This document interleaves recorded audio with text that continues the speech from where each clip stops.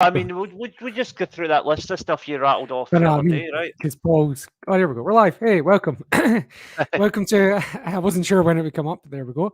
My name's Sean. I'm joining from Celtic Down Under, joined by Liam Carrigan. I'm based in Perth, Western Australia, and Liam is in Nagano.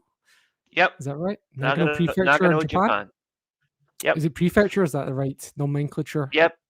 That's correct. Yep. We are one of the 47 prefectures. Yep. A truly worldwide fan base. So for me at the moment, it's 7 p.m. I've got a washing out. I'll be bringing it in soon. And Liam, I'm guessing, oh, you're Northern Hemisphere, so it might be a bit wintry up there. Aye, it's cold. Had a wee bit of snow today, and and it is a festive season, so in the spirit of charity and goodwill, I am wearing this top to give the fact that the comments something else to be angry about other than yesterday's game. So You should have wore your here we the go. one that got all the set fire to the comments before. I remember when you wore a blue, red, and white top onto Acsom. Oh Um, God, yes, yeah. so we're here to discuss. Well, I think we need to give something a bit more than a breakdown of yesterday's post mortem, which is still going on and will be going on for a while. And I don't know, we'd like to broaden the topics a little bit, just a little bit of variety. So we're going to pick the small topic of how to fix Scottish football or how to improve Scottish football, because I don't think it can be fixed. So anyone who wants to chime in the comments as you go, that'd be great. We've just got a little list of topics that we're going to run through and see why, well, agree or disagree on whether they will be improvements and how important they are, and look at some of the evidence around it. So, number one on my list, Liam, let's it's the most topical, I think, is to ban plastic pitches. Go. Yep, I 100% agree. I thought plastic pitches were a health hazard when I played on them when I was 14, and and they don't seem to have improved much since then. Obviously, technology has progressed a wee bit since the last 26 years, but I still think that at the professional level, if we aspire to be a proper professional level league, we shouldn't have those pitches. It's just, it's not, it's all right for training. It's not effective for proper football. I mean, the fact that going into that game a couple of weeks ago, and it's not an excuse, but the idea that we had to even consider not playing Carter Vickers simply because of the nature of the pitch, that should not be a consideration in a professional league. Full stop. Yeah, and the other fact as well is that they're called all-weather pitches, but they get games called off more than the grass pitches in the top flight.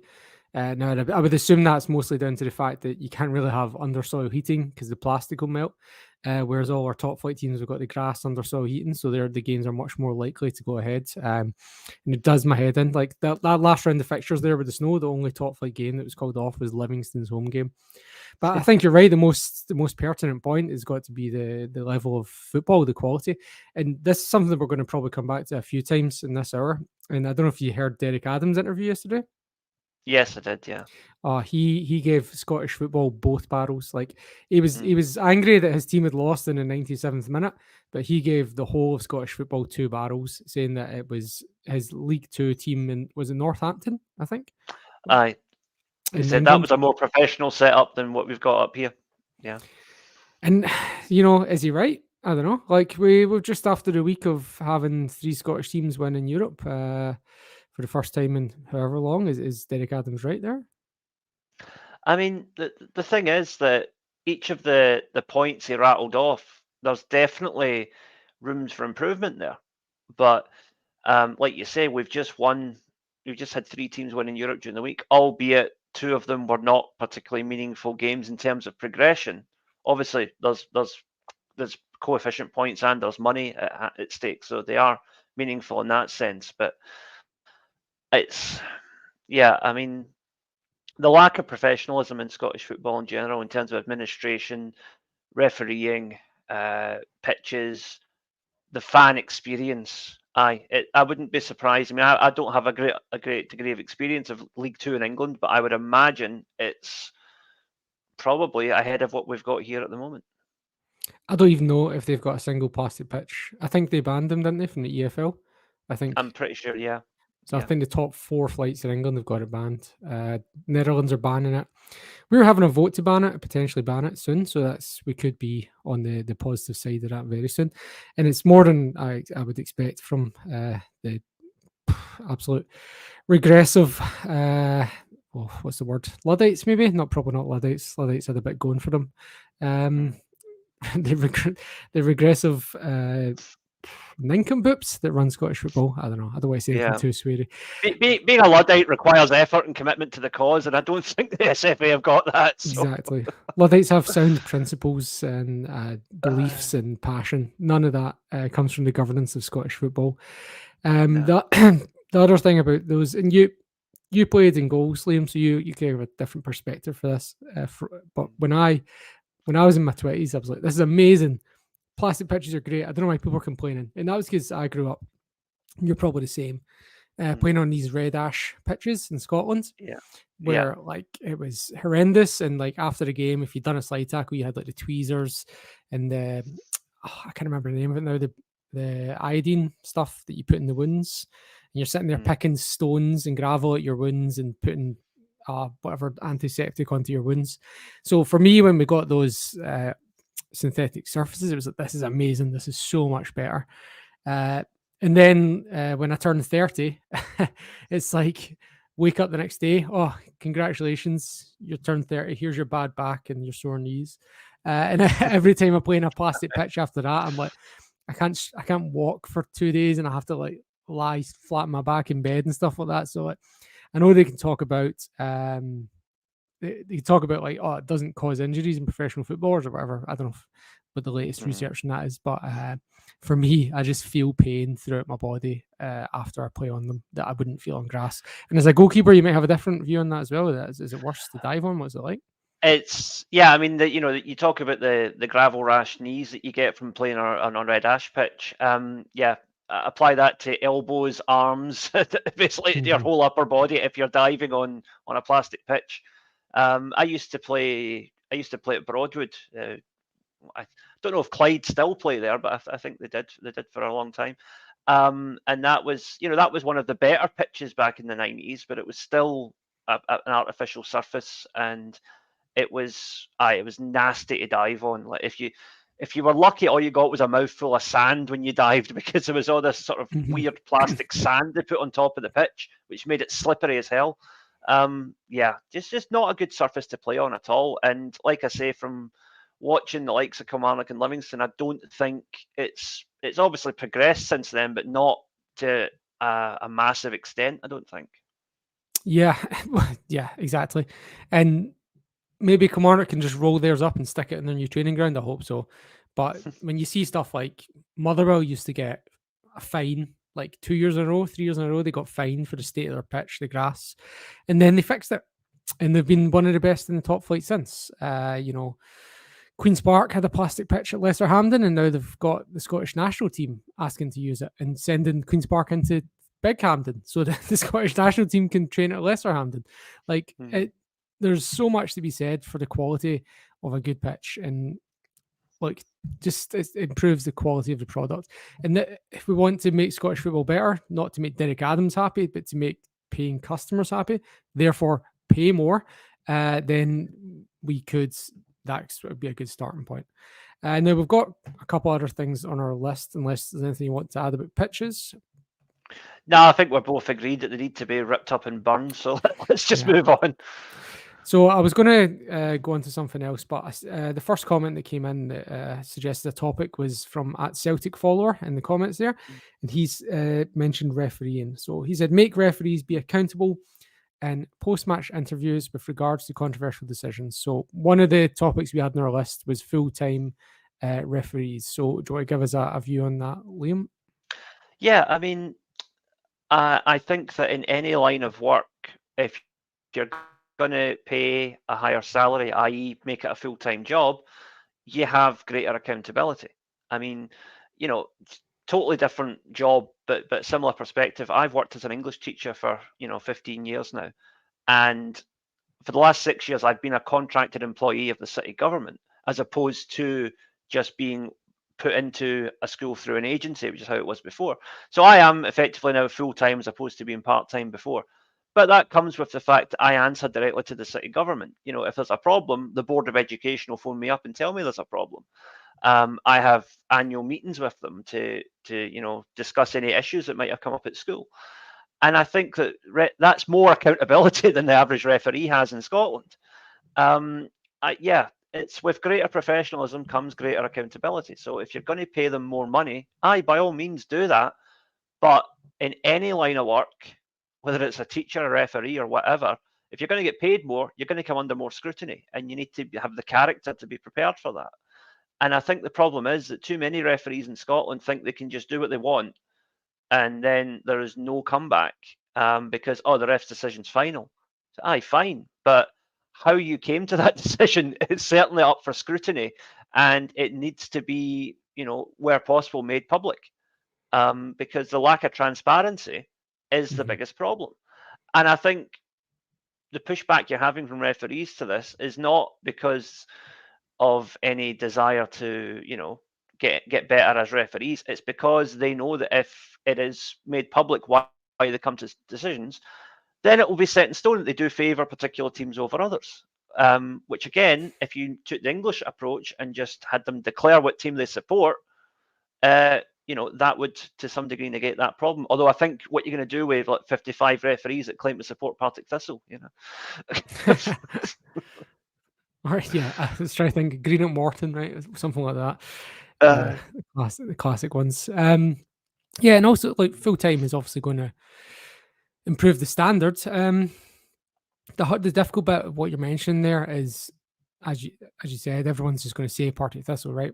But more to the point, like, it feels like within Scottish culture, even if you're a Hearts fan, right, you're going to, if it comes down to a Celtic Rangers thing, you're going to have a leaning, right? In that sense, as a bias, even if it's not the team you support. So it's almost like we have to say, like, let's get into a pool of referees from other countries, maybe. Because like how long it's been for, I think the last 20 years, maybe even longer, we've been sending Scottish referees of occasionally, or certainly Turkish and Greek derby games have been pulling in referees from foreign countries to do the big games to remove this accusation of bias. Do you think that's something we should be doing, I mean, certainly for games between Celtic and the current incarnation of Rangers, yeah, absolutely. I think that, like you say, if you've got a French, a Greek, Italian, whatever referee in that game, he's not going to face the same inherent bias issue that, like you say, because everybody in Scotland has a preference. Even if they're not a Celtic or Rangers supporter, they have a preference. And that will naturally play into how the referee a game. Sometimes it's not even conscious, it's subconscious. Of course.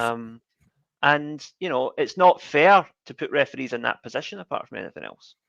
Yeah. If you say they're not biased, you're saying they're not human. All humans are biased, right? Yep, exactly. Like, and some people are better at overcoming that bias, but it doesn't matter. We're all biased. We all have it. And and I think the full-time thing can't be understated as well, right? Because, and obviously the conversation started with being able to explain themselves and be accountable and communicate these things. And that would also help to reduce to mitigate accusations of bias, right? Because we're looking at it and we go, what the hell are they thinking there? And we're going straight to, okay, his brother played for Sevco, or he is employed by the same school where Sevco send their youth players, that sort of thing, right? Which is two things that are true. Or he had a season ticket for blah, blah, blah. But if they come out and go, well, I saw that as careless contact, not reckless, or something, like if they're actually putting words to it and explaining the decision, then we can actually judge them on their competency and not actually, like, I don't care, right? You're going to make a mistake, right? I'd rather they came out and told us what they were thinking. And then if they're wrong, fine. Well, and if you're full time, you can actually learn from those mistakes in a better environment. You can get feedback. You can talk to each other. You can study the rules. English referees are full time and they make mistakes, but like they are much higher standard than us, right? The referees in England. Well, I mean, there was a game, I think it involved Newcastle a few weeks ago, where a referee gave a dodgy penalty or something. And he actually called up Eddie Howe a few days later and explained it and apologised because he thinks, actually, on reflection, I got that wrong. Mm-hmm. And I thought that speaks a lot for that referee, because it's okay to make mistakes, but own them, you know? Yeah. And I thought at the same time, I thought that would never, ever happen in Scotland. And that's a massive indictment on the state of our current referees, that a simple thing like phoning up a manager and explaining a decision and saying sorry, Mm-hmm. is completely beyond people here. And remember the Doogie Doogie thing? I don't remember that linesman's name, sorry. But after he came out and broke ranks, he was blackballed. He was never heard of again. Like, so Yeah. that's the kind of precedent you get. And then you also get things like whenever you give controversial decisions against one particular team, you're removed from their games indefinitely until you get with the script, which is none of that stuff, lad. So anyway, but I don't really want to be getting down the bias rabbit hole. It was more how we can improve Scottish football rather than these guys are biased against us. But full-time referees would be one way along that. And as it was mentioned in the comments, having more of a feedback loop that includes referees would be greater as well, because it could educate us as well. You know, sometimes we look at it and wonder why they've called it that way. And sometimes we find out 2 days later they were right. So it would be great if we were in that loop too. Yep. Anything else about referees before I roll up the next thing on the list? No, I would just add that, like you said, referees are people, and I don't want to be too harsh on them as human beings, because, like you say, there's a lot of the stuff is beyond their control. But we need to, if we're going to make them professional, we need to give them the tools to do the job better, and that's better support, better opportunities to explain themselves, and it's a separate issue, but we'll come on to it. We need better quality VAR as well. So yeah, that was even on the list, but yeah. Anything you wanted to talk about in the last in particular, Liam, or do you want me to tee something up? Oh, just fire away. I think it's better. You pitch them and I'll bat them. Just in case there was something you wanted to get on a soapbox about. So I've got, like I said, I've got a few, and some of them I'm actually not even sold on myself. But one that I want to push for myself personally, and I'll maybe you'll have a dissenting view, and hopefully some people in the comments will, is more top flight teams. And it actually linked into some other points I've got. So I'll just start with a little piece of information here. I checked it out, and Scotland are currently ranked 10th in the UEFA coefficients, which is great. It's heady heights for us, right? We were down in the 20s until Sevco pulled us up in the rankings with that run to the Europa League final. So being in 10th is great. Very, very impressive. But what's noticeable about our position is that the 9 countries above us all have between 18 and 20 teams in their top flight. So if we want to, and we're doing great right now, we're actually above our what we'd be expected to be. But there's a statistical case there that if we want to be going above the team in 9th place, who are Turkey, or the team in 8th place, who are Belgium, and I don't think anyone would argue that's markets we want to be improving to the level of. Maybe not Turkey, but certainly Belgium, Portugal, Netherlands. They're all ahead of us, and they've all got 18, 19 teams in top flight. And then the top 5 is a whole other thing, but that's what's around you. Just below us, Czech Republic, 16 teams. And then Switzerland have only got 10, which is curious. Austria and Denmark in 12.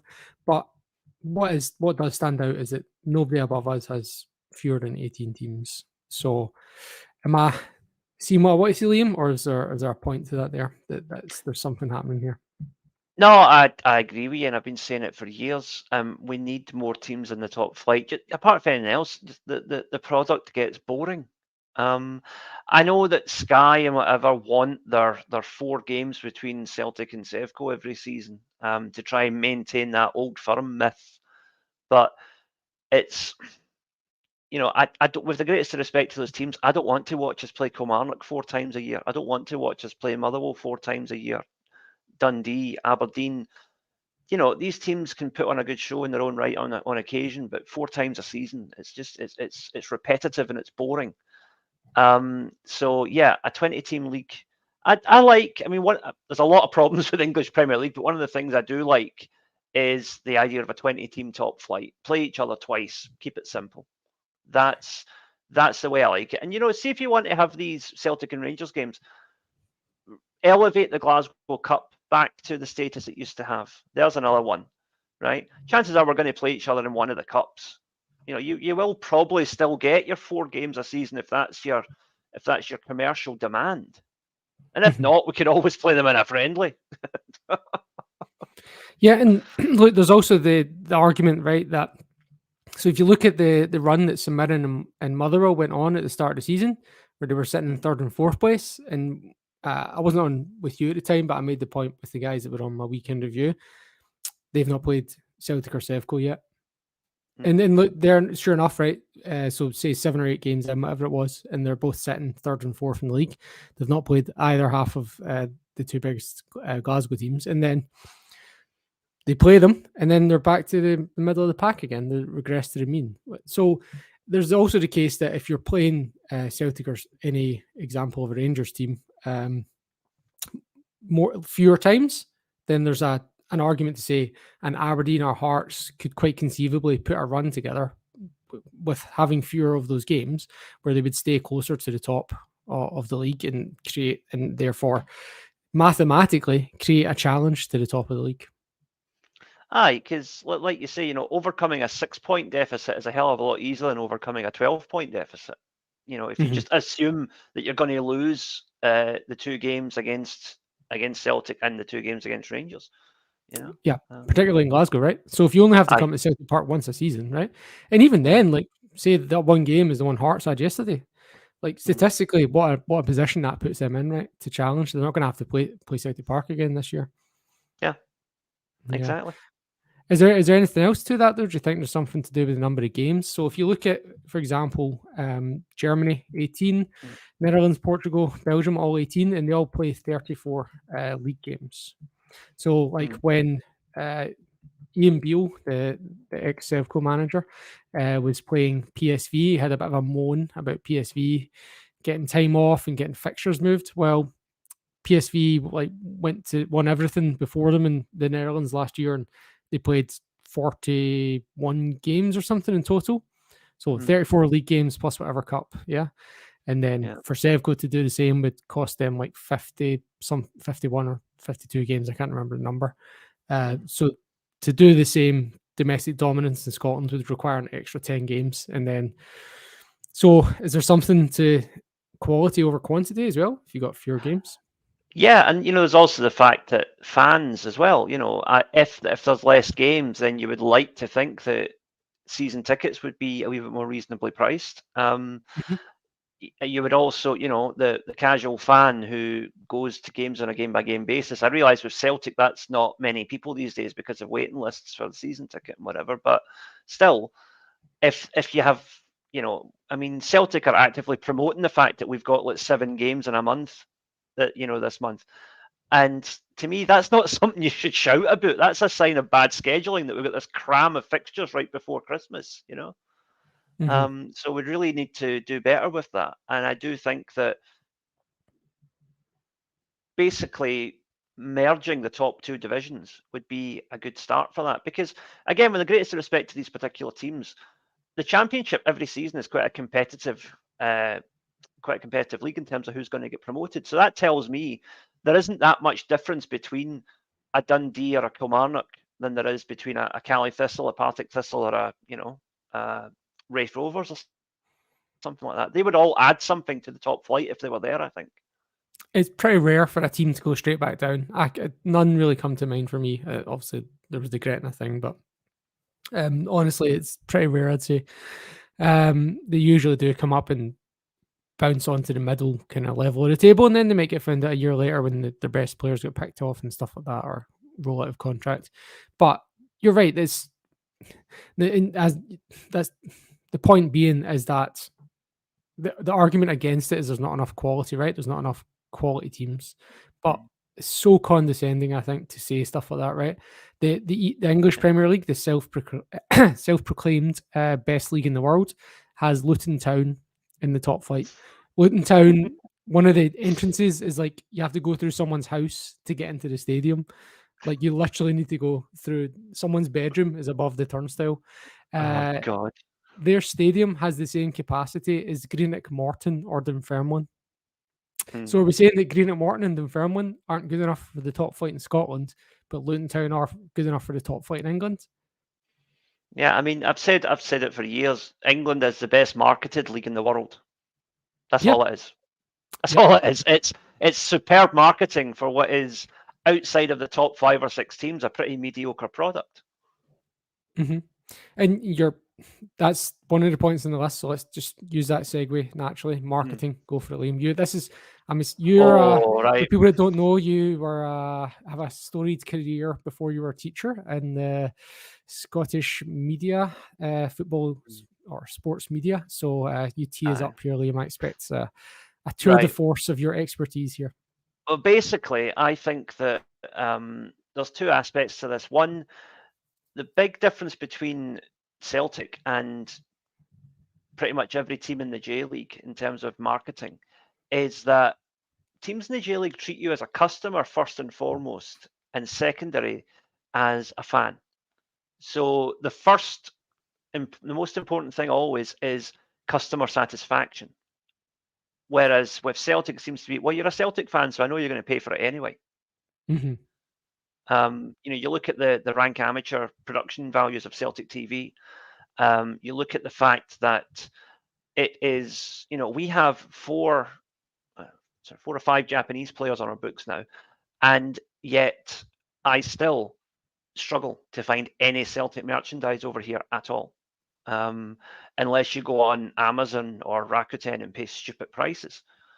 You can buy us. You can now finally buy Celtic home tops from the Adidas website in Japan, but that was only from last year. And we're into the 4th year of our deal with Adidas now, so that's not good enough.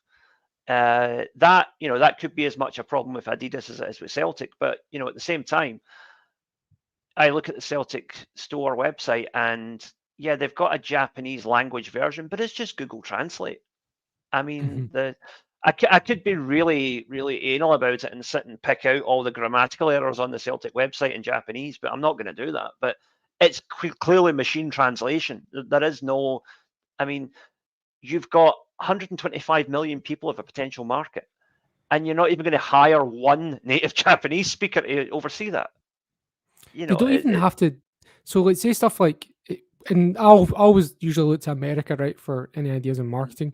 And if you look at what the NFL does, so like when the teams go over to London and stuff like that, right, and I know we do that, we go on our tours, right, but what they do over and above that, and we went to death on this in our podcast about Celtic specifically, about how they wasted the opportunity.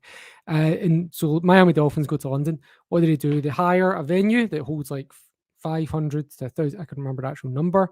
They get an ex-player in, they set up the merchandise stall, they have this massive fan event to center around. Celtic go and play a game in Japan, right? Hire Shinsuke Nakamura, right? Get him down to whatever. You don't even have to do a bar. You could have like an open area with like a big screen on showing the game, right? So that even for people that aren't going, could be there for before the game, after the game, whatever. Why don't we have global ambassadors? Paul McStay lives in Australia. Pay him a few thousand a year. Go to CSC, like each CSC once or twice a year. Why not? Do you know what I mean? Like Dixie Deans comes to our CSC anyway just to watch the games. Might as well get him there promoting stuff and selling, send in a few hundred Celtic tops for myself. Right?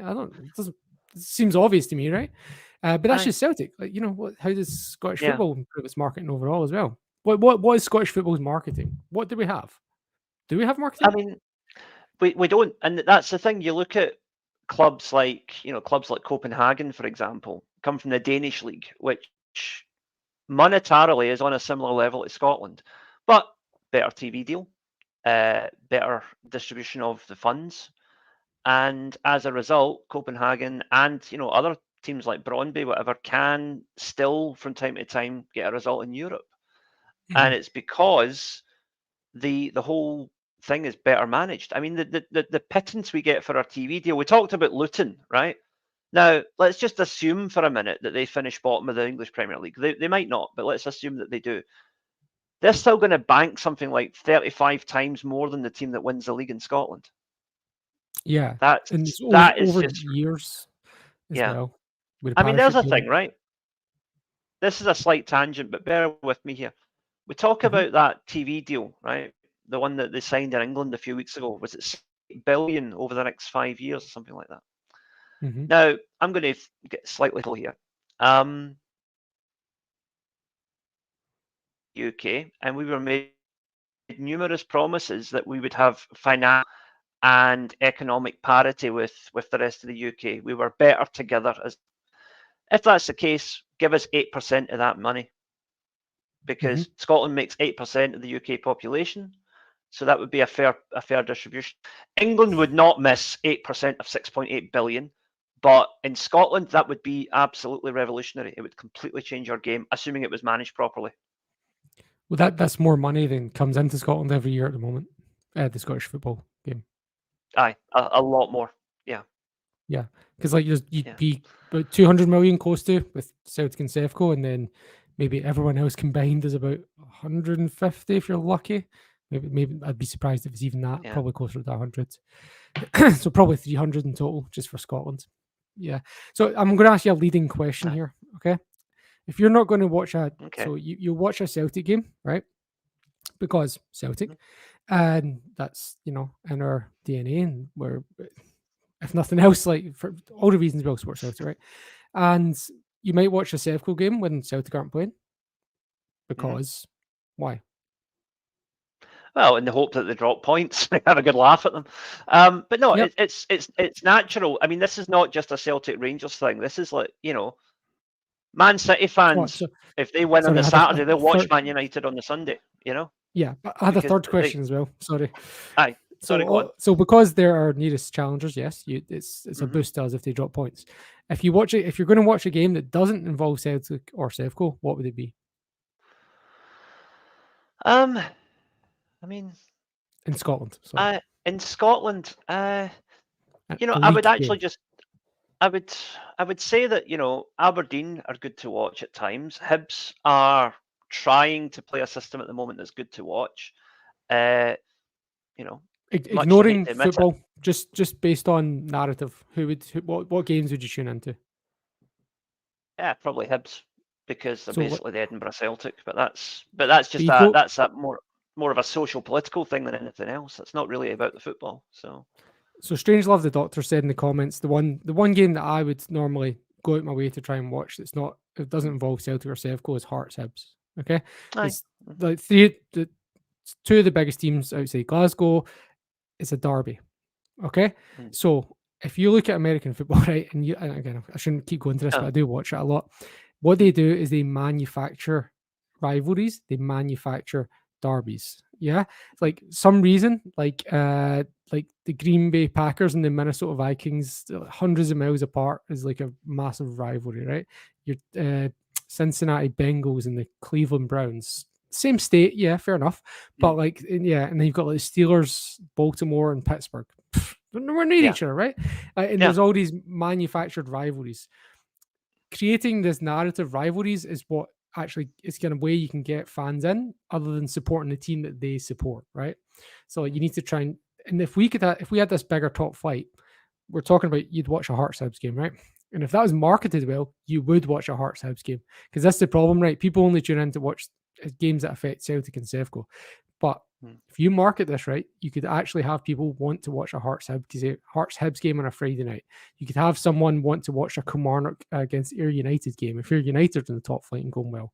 Dundee United. Like, I'm actually interested in watching a Dundee United game, because I know there's not 100%, but I know there's a really good chance I'm going to get an intense, enthralling game of football. Like, it's never 100%, right? Some of these games are absolute crap, but there's always a really good chance. There's always passion. The people care. The players are going to be giving their most. They're not going to be phoning it in. If we want to market our game and try and create a product that we can sell to improve Scottish football, we should be really geeing up. Maybe not manufacturing so much straight away, but maybe over time, focusing on these rivalries. Even like St Johnstone Dundee is a rivalry somehow. I don't know how it works, but that's what they say. Cali Thistle, Ross County. If you want to market your game, you should be focusing on these things. But we just focus the Scottish football all around Celtic and Sevco, and it's actually fairly, I think, detrimental to the overall product, which, and again, if you take another step, is therefore detrimental to what Celtic can do with the domestic market. I mean, again, that is something that in the Japanese market I see England, Spain, Germany, and Italy doing much better than Scotland is the idea of, you might not necessarily watch these games, but I have an awareness of, various teams in Italy when they play each other. There's a rivalry there because the media here talk about it. It's like, why should I watch Napoli against Verona tonight? Well, here's why these two teams don't like each other. Example. Why is Atletico Madrid compelling as well as Real Madrid? It's like, well, here's where they differ from Real Madrid. It's explained. Whereas, despite growing up in Scotland and watching Scottish football my entire life, I know very little about the actual sort of fan culture of a lot of teams in the Scottish Premier League because it's never talked about. Like you say, it's always Celtic v Rangers, or whoever's away from home this weekend is usually the game that's on the telly. It's Celtic or Rangers +1. It's never Aberdeen against Dundee United, or it's never. Hibs v Hearts sometimes gets the coverage, but that's about it. It's just that, like you say, we are too focused on two teams, and then everybody complains about, it's all just about their words, not mine, the old firm. And you say, well, it's that's a consequence of the way the entire game is marketed up here, and it needs to change. That's the cash cow that they're milking, so you might as well suck from that teat because that's what you're milking. Like in Australia, we have the Far Derby. Do you know what this one is? No. So Perth Glory. So they've got the 10-team or 12-team, whatever it is, A-League top flight. They expanded it. So Perth Glory, which is where I am in Western Australia, have a derby against Wellington Phoenix in New Zealand, and it's called the Far Derby because it's the two furthest. They tried to market it as the furthest derby in the world between two teams. Aye. Well, I mean, it's literally a continent apart. So it's like a 7 or 8 hour flight, and like there's no other Western Australian football team, and there's no other New Zealand team in the top flight. So it's like, this is it. This is the derby you're going to have. The Adelaide teams can have their derby, and the Melbourne teams can have theirs. But you guys, you can just be friends as well. The other thing that I don't think it's something that but something that could happen with Scottish football is we should, and you might disagree with me, we should try and find a personality for Scottish football which is different from English football, because we're not going to come up. We can't go out. Like it's like try to race a Ferrari with like a Fiat, right? What's the point? What's the point, right? Like, how would a Fiat beat a Ferrari in a race or even challenge it? Take it into a car park and race it in the city, right, where there's red lights. Then it's going to be fine, right? But I've overstretched that analogy. I apologize. Point I was trying to make is if we get a personality of what makes Scottish football great, then we could what people like about Scottish football out with supporting their own team. You can market that as well. One of my favourite things to do outside watching Celtic, and this is what I'm kind of focusing on for how to make Scottish football better. I don't know if you follow Old Firm Facts, the Adam Miller chap on Twitter. The stuff that I don't really use Twitter anymore, but I do sometimes get his tweets sent out through other channels. So yeah, I'm aware of him. Yeah. Yeah, he's like a magnet for all the funniest things in Scottish football, like the irreverent stuff about that, and that's what I think we should be focusing on for trying to promote Scottish football, is the irreverence of it, like we don't take ourselves too seriously, even though we care deeply and we are passionate, but we're not taking ourselves as seriously as places like England and Spain and places like that, stuff like the guy that I don't even know what team he's the assistant manager of, and he's got like the 2 pairs of glasses, stuff like Dick Campbell getting hit in the head with a ball that falls off the stand, whatever team it was that gave it a Fray Bentos pie as their man of the match award last year, like all that sort of stuff, right? I would hire Adam Miller as the marketing lead for all online social media promotion of Scotland and Scottish football, because we could honestly fill quite a niche in that market. There's not many professional football leagues aim to fill that niche of being neutrally entertaining in that sense. They're all focused on trying to get a product on the pitch. What say you? Am I wrong? No, I think you've that's right. We need to identify our what they call ISP, individual selling point, or something like that. USPs are unique selling point. So that's that could be it. It could be that we are the league that don't take ourselves too seriously. That's one way to come at it. The other thing, which is just maybe a bit more simple, is like the J League again is using an example that I'm knowledgeable about. I log into jleague.com, the J League website, and there you are. It gives you all the teams that are currently in the top two divisions, and you can click on their badge, and it gives you rundown of the club's history. Now, granted, in Japan that's only 30 years because we've only had the J League since 1993. You get the club history, you get player profiles, you get results, and you also, most importantly, get a link to the J League shop where all the team's merchandise is sold in the same place. So if you want to buy, an FC Tokyo scarf, or you want to buy an Urawa Reds shirt, or you want to buy a Gambo Osaka Tami, whatever, you go to the same site to buy it all. And I think that's a very simple step that Scottish football could take to target an international audience. You know about Celtic and Rangers. You want to buy a St Johnstone mug? Do you want to? Yeah. You want to get a scarf for Inverness Cali or whatever? Get it here. We don't have that. Yeah. And do you know what I really like that Scottish football teams do independently of any groupthink is these weird away kits that they have, and I'm sure you've got a few, Liam. You're a strip collector. I love that Queen's Park Iron Brew away kit where they had the green, yellow, and red dots for every game. So like for a green for a win and a red for a loss, and the dot for every game they'd ever played. And what was the one that somebody did the Greg's one recently? I can't remember, but there's some great ones, right? Like, so you're right, that'd be great as well. Like, how many have you got those random away kits from Scotland? Well, two that spring to mind. I got the Glasgow Wellington shirt from a couple of years ago, which their badge is the Duke of Wellington statue with a cone on it. Awesome. And the shirt it's got like that kind of like woven pattern, and it's actually a map of Glasgow. So that's great. And another one that I got was there was an Inverness Cali shirt from 2 or 3 years ago that was a very sort of pinkish violet color, and if I remember right, it was to raise money for like cancer awareness or something. So I thought, that's a good cause. And that's like, I like the shirt because it was loud and colorful, but also it's like, you're also helping a good cause. So I think that's another area where clubs can definitely help out, is if you say, look, buy this shirt and 10% of it is going to go to this charity or whatever. That is another, to someone like me who, doesn't really have any connection to Inverness Cali, I'm just like, that's a nice looking top and it's helping a good cause. So I'll buy into that. And I think that's something Celtic should be doing more of as well, because that all the stuff we do, like the 10,000 donations here and there, like it's becoming more not more meaningless, but more diluted, right? As inflation changes, as our income increases, we should be, as a club, doing a percentage, right?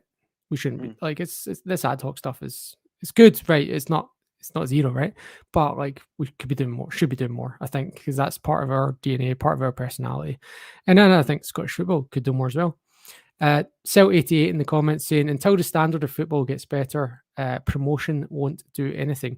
Now that's the kind of chicken and egg argument for me, and it kind of pushes to all the things we've been talking about, right? Is why could Martin O'Neill sign John Hartson and Chris Sutton and compete in Europe, right? We can't do that anymore. And the reason is that the English monstrosity, the Frankenstein League down in England, right? We can't compete with that, right? And we can't even get because of that one that's right next door. We can't even get a TV deal that rivals like Netherlands or Belgium or or I think Denmark's got better. I can't remember, but there's a whole list of countries with better TV deals than us, right? So hear me out.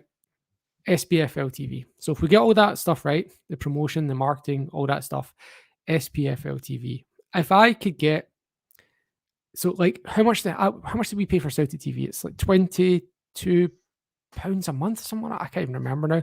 It's something insane. I pay so much for Celtic TV and the product is terrible, right?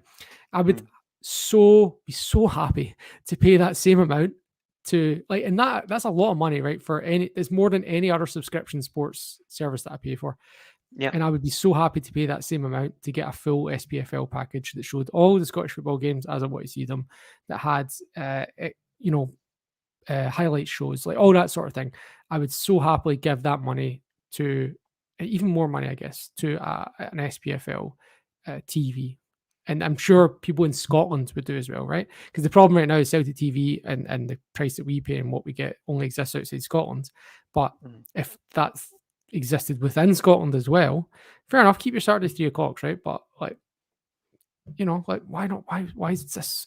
We could do it, right? Then you could talk about we'll only get 20,000 subscribers or whatever, right? Well, I think Sky get most of their money from advertising, right? So do some advertising, right? It's not even about subscriber numbers.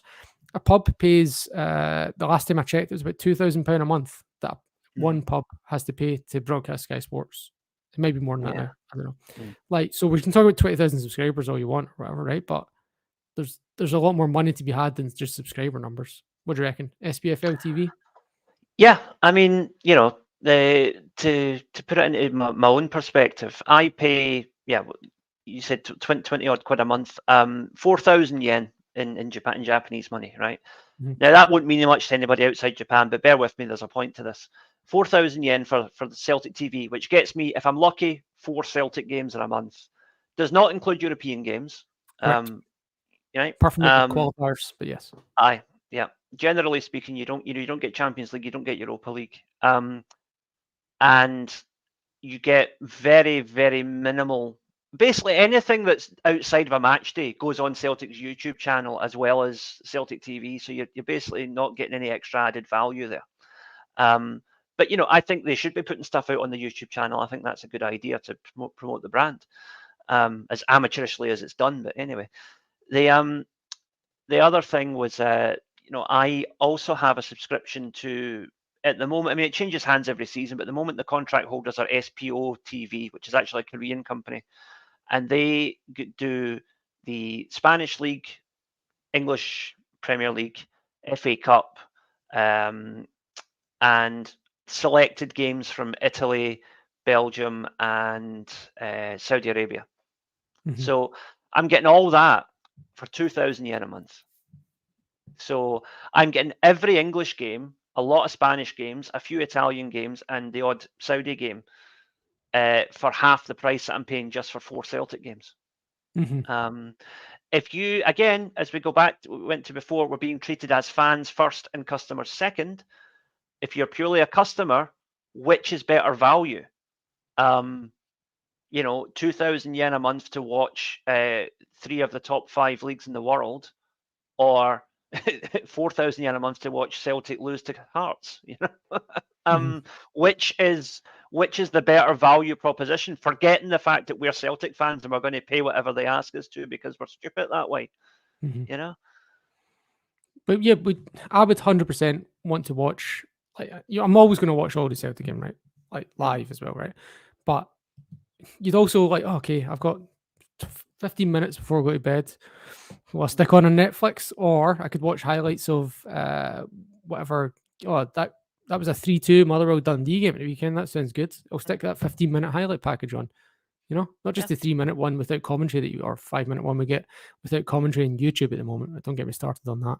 But like, you know, like an actual tailored like 15-minute highlight package or something I can enjoy. I would like. There's so much you could do there, right? You could get so many subscribers. I don't understand it. And you can look, and if you're worried about not producing enough content, what are we doing right now, and how much are we getting paid? Like, and I know like it has to be managed, right? Like, but what are BBC doing right now? Every Saturday and Sunday now they're getting fans on to do the post match and the BBC, right? And that used to just be exclusively for ex-pros. Like, there's a lot of fans out there. Well, even if chucking them just, you know, like a free subscription or whatever for doing it, like we're doing it anyway. Do you know what I mean? Like, and there's content. You know, you've got people like us who are equally passionate about, you know, Kilmarnock, Partick Thistle, Dundee United, whatever, and they could do it. They could, exactly. You know, they could promote their club the same way we try to promote Celtic. You know, and already do it. Yeah, it's a no-brainer. Yeah, it's a no-brainer. Plus, there's also the fact that because Sky keep throwing obscene amounts of money at England whilst giving Scotland the crumbs for the table, I think that if an SPFL TV venture was launched immediately, you would have a lot of fans saying, well, you know what, great, I don't have to give Sky that money anymore. You know, I can just give that money to Scotland where it will be used on something I want it to be spent on. you know. Yeah. And do you also hire a full-time documentary department, right? Churning out documentaries about Dundee United going to the Cup Winners' Cup, 30-minute documentary. There you go. Boom. Right? Something about Celtic's run to Seville, for example. Boom. There you go. It's all good. Now, anyone that's actually watching live now will have noticed that Liam's just disappeared. So there's a good chance that you're going to be listening to me for the next 10 minutes. Apologies for that. So what I'll do is I'll kind of rely on the comments a little bit. I'll join you. Paul's joining me. Okay. Paul, how much were you listening into what we were saying about? I've listened to the whole show. I love the take on how to improve the game, because I think, I mean, we Kevin and I were talking about just, you know, Celtic specific stuff that we don't agree with, things that are going wrong at the moment at the football club, and this inability for the club to listen, engage, listen to new ideas, say to yourself, maybe I'm not the best at what we're doing. Maybe we can listen to other creative people, bring them in. The documentary idea. How many incredible tales do you have in Scottish football? So many. I shouldn't keep going on about this, man, but I just honestly, anytime I just look outside of Scotland, I just see all these ideas, right? I don't know if you ever watched the ESPN 30 for 30 thing that they do. Like, you could easily knock out 30 of them in Scottish football, right? Like, what was his name? The Dundee United guy, Jim McLean. I would love to watch 30 minutes in Jim McLean, right? That would be awesome. Interviews, match highlights. Yeah. And you also mentioned the quirky side of Scottish football, right? The quirky side of Scottish football means that things happen that are actually quite funny, and instead of not having that sense of humour, just embrace it and say that there's certain elements of your game that are ridiculous. I mean, Cowdenbeath Football Club.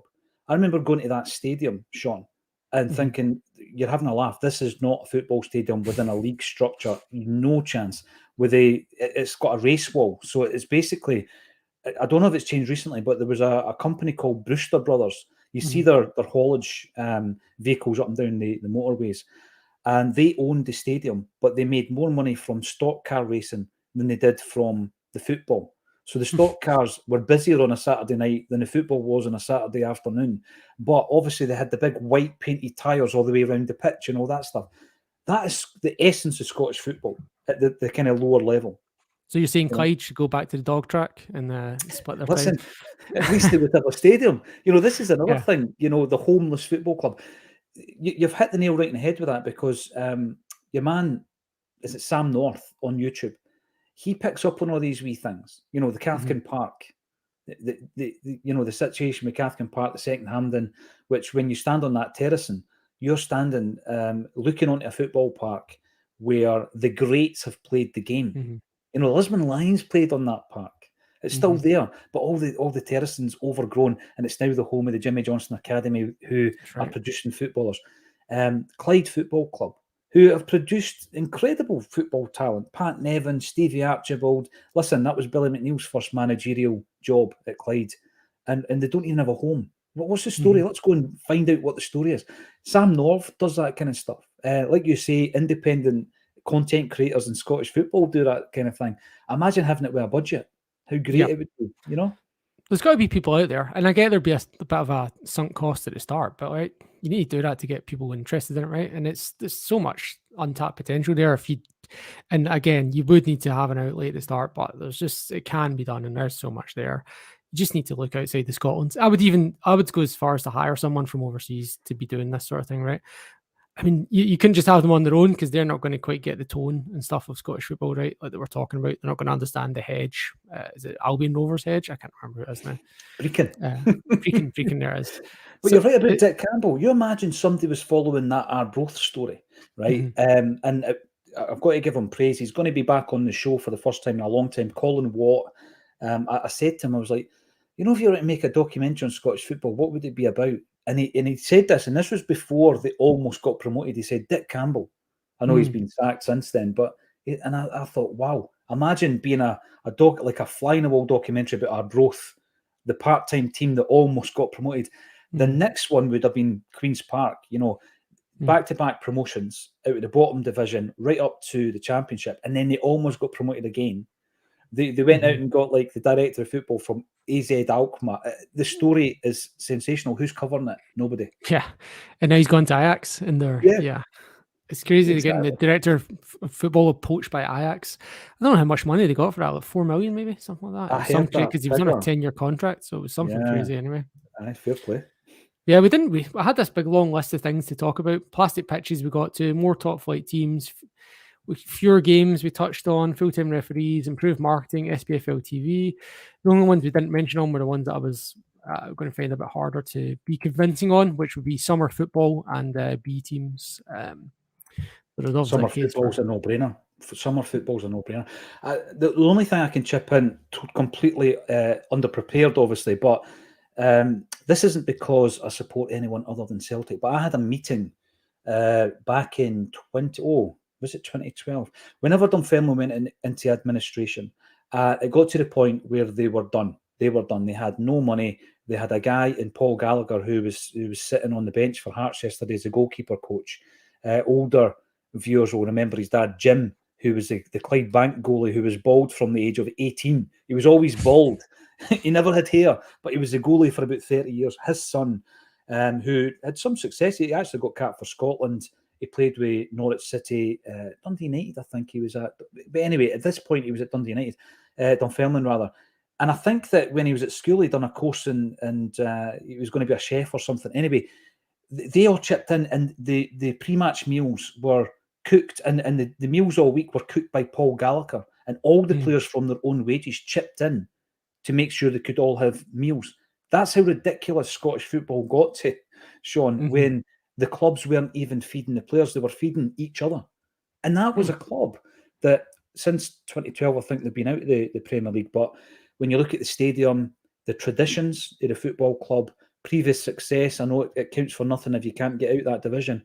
That's a football club, along with some of the others you've mentioned, Partick Thistle, etc., who need to be in a bigger league. They need to be in a top division. Absolutely. We're shooting ourselves in the foot, right? Getting 2 to 3 years of Hearts and Hibs down in the wilderness, try to get out of the Championship. You got Morton, who have, as far as I know, Morton have never been in the Scottish top flight since it became the Premier League. They would have been in the old first division. Maybe they were in the first year of the Premier Division. I don't remember now. Dunfermline, when was the last time they were up? And they've got the same size. Both got the same size stadium as Luton Town. Luton Town. It's when you mentioned Luton that I thought to myself, wow, because the thing with that is when you mentioned that entrance that I've seen, mainly on Twitter, you think to yourself, embrace it. This is the thing it's a novel thing. It gives you that wee bit of character. Just embrace that. I'd have that on merchandise. The fact that, and the quirkiness of Scottish football has to be embraced. The Pars haven't been in the top league since 2012. I'm not saying restructure it just to put teams in, but they've got a fan base. They've got a stadium. And these things make the game better because they are bringing more to the table. I remember being at a game. It was in Neil Lennon's first full season in charge after he had that 9-game run at the end of the Mowbray season. And we were playing Motherwell in the cup final. You remember we won the game 3-0, but our last league game was against Motherwell at home. And there was the usual argument about ticket allocation going into the cup final. And I could physically count the Motherwell fans at Celtic Park. I think there was 47 or something. There was less than 50 Motherwell fans at the game, yet they wanted to get the allocation. And you've got Hamilton, when they were in the top league, the travelling support was abysmal. But then you've got clubs who do have the support in place. I'll give you one, talking about forward-thinking clubs, and I've praised Queen's Park for the way they're doing it. The manager's no worked out this season, and I think the next decision is going to be a big one for them. But Raith Rovers have completely restructured the football department, and it's working. They look as though they're going to get promoted this season. There's a documentary for you, Raith Rovers against Bayern Munich. Oh, I know. Can you remember who scored the goal, though, for Raith Rovers? Wasn't DL, was it? Danny Lennon. Danny Lennon, that's right. The St. Manager. Yeah. That's right. There's a great picture. It's Bayern Munich 0, Raith Rovers 1, and it's the scoreboard. Brilliant picture. It'll never happen again, right? So that's got to be, if they are celebrating something, that's going to be on their wall forever, right? Absolutely, yeah. It's just a shame that they had to beat us in the cup final to get into Europe to play that game. I was the first cup final as Celtic. Well, since it was 98, 88, and then 94 was the next one. So for me, I was born in 86. So the first one I remember was Wraith Rovers beating us that day, and then the first one I remember winning was Airdrie, Pierre Van Hooydonk. Yeah. I still remember that goalkeeper as well. What was his name? Martin, something John Martin. Martin. Yeah. John Martin. Yeah, I'll tell you how I remember him, because during the miners' strike, he went back to his work. Did he? That's how I remember him. Yes. So no one remembered that fondly in my household. But that's another story. That's a political story. I'll stay away. Absolutely. We're over an hour anyway, Paul. So I'm guessing you got someone else coming up. We've got the huddle breakdown. They guys are going nice. to be crunching some figures and talking data. So that will be a good one on the YouTube channel next. Good. Yeah, I'm glad we could help support wee Jamie, and hopefully you guys are doing a good turn for him. And yeah, thanks for having us on. And if anyone wants to listen to me more, I don't know why you would, subscribe to us, Celtic Down Under, on YouTube and any other socials. Liam as well will be on there. Yeah, thanks for having us on. Absolutely. Wait a minute. We're not allowed to mention Dick Campbell. Right, no problem. Thank you very much, everybody, for tuning in. Thank you to the Celtic Down Under boys. I'm going to jump over and get the Huddle guys on the channel. It's been an absolute pleasure. Tune into the Huddle Breakdown next on the YouTube channel. Cheers.